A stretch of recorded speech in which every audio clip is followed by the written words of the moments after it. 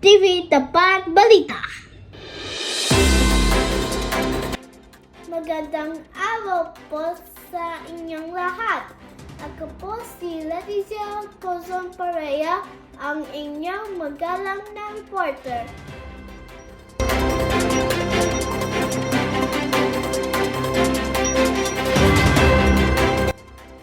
Handa na ba kayo? Cozon, pasok!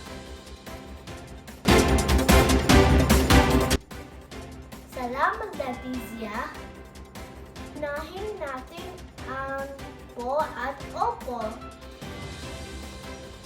Halimbawa, kumain ka na ba, anak? Opo, nanay. Kumain na po ako. Ginagamit natin ito kapag nakikipag-usap tayo sa nakatatanda sa atin. Kapag may tumulong o nagbigay sa atin, dapat tayo magpasalamat. Halimbawa, Happy birthday, Leticia! Maraming salamat.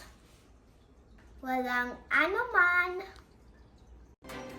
Ito ay nagpapakita ng pagpapahalaga sa iba.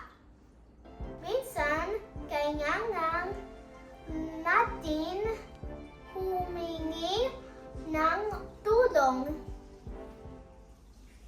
Halimbawa, pakiusap po, maaari po bang makahiram ng lapis? Kung tayo ay nagkamali,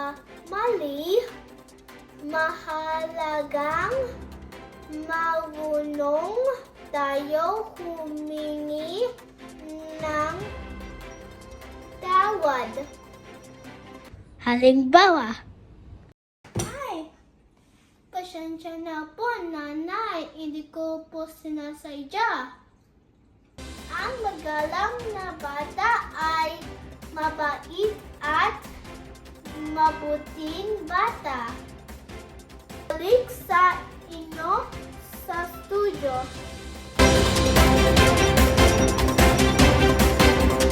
Salamat, Cozon.